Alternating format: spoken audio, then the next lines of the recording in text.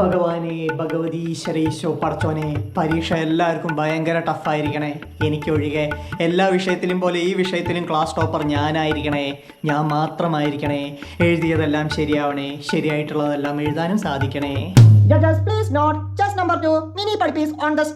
ദൈവമേ, അവസാനത്തെ ചില പോർഷൻസ് കവർ ചെയ്യാൻ പറ്റിയിട്ടില്ല. അതൊന്നും ചോദിക്കരുതേ. എല്ലാ ക്വസ്റ്റ്യൻസും അറ്റൻഡ് ചെയ്യാൻ സാധിക്കണം. പിന്നെ എങ്ങനെയെങ്കിലും ഒരു 75 കുറയാതെ വാങ്ങിച്ചു തരണേ. ഞാൻ അധികം ഒന്നും ആവശ്യപ്പെടുന്നില്ല. കഷ്ടപ്പെട്ട് കുത്തിയിരുന്ന് പഠിച്ചതെല്ലാം എഴുതുന്ന സമയത്തൊന്ന് ഓർമ്മയിൽ വരുത്തി തന്നാൽ മാത്രം മതി.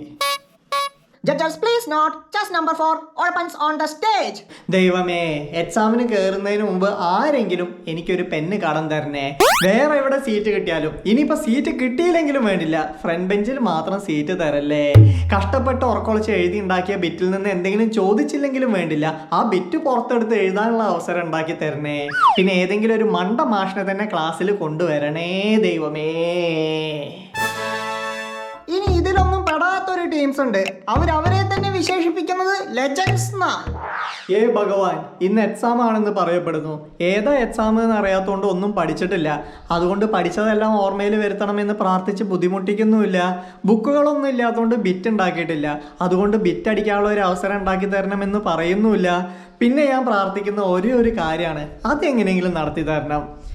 2.5 മണിക്കൂർ എക്സാമാണ്. എങ്ങനെ സമയം ചെലവഴിക്കേണ്ടതെന്ന് ഒരു ഐഡിയ ഇല്ല. അതുകൊണ്ട് ബോറടിക്കാതിരിക്കാൻ ക്ലാസ്സിലെ ചിഞ്ചു CPനെ എൻ്റെ അടുത്ത് തന്നെ കൊണ്ടുപോയിരുത്തണം.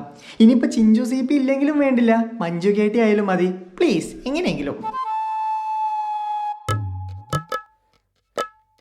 എൻ്റെ കരിയറിൽ ഞാൻ പല ടൈപ്പ് പരീക്ഷാ പ്രാർത്ഥനകൾ കേട്ടിട്ടുണ്ട്. പക്ഷെ ഇങ്ങനൊരെണ്ണം ഇതാദ്യ. കോഴിത്തരത്തിൻ്റെ അതിഭീകരമായ മാരക വേർഷൻ. നിന്നെ ഞാൻ ഇരുത്തി തരാടാ. ഹലോ, ഇതെങ്ങോട്ടൊക്കെ ഓടിച്ചാടി പോകുന്നത്? സാറേ, എക്സാം എഴുതാൻ ഇരിക്കണ്ടേ? ഇരിക്കണം. പക്ഷെ അവിടെ എവിടെ ഇരിക്കണ്ട, നീ ഇവിടെ എൻ്റെ സീറ്റിൽ വന്നിരിക്കേ. ഞാൻ മാത്രം കണ്ടാൽ പോരല്ലോ, ഇവിടെയുള്ള എല്ലാവരും നീ പരീക്ഷ എഴുതണമെന്ന് കാണട്ടെ. അവിടെ അതെന്തിനാ സാറേ? എന്നെ മാതൃകയാക്കാനാ? അതെ, ഒരു എക്സാം എഴുതുന്ന വിദ്യാർത്ഥി എങ്ങനെയൊക്കെ ആവാൻ പാടില്ല എന്ന മാതൃകയാക്കാനാ. ഇത് ശരിയാവില്ല സാറേ. എല്ലാവരും ഓരോ ബെഞ്ചിൽ 2 ആൾക്കാരെ വെച്ച് എഴുതണേ. ഞാൻ മാത്രം അവിടെ ഇരുന്ന് ഒറ്റയ്ക്ക്, അത് ശരിയാവില്ല.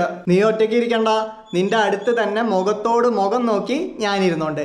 വാ, വന്നിരിക്കേ. താങ്ക്സ് കടവുളേ.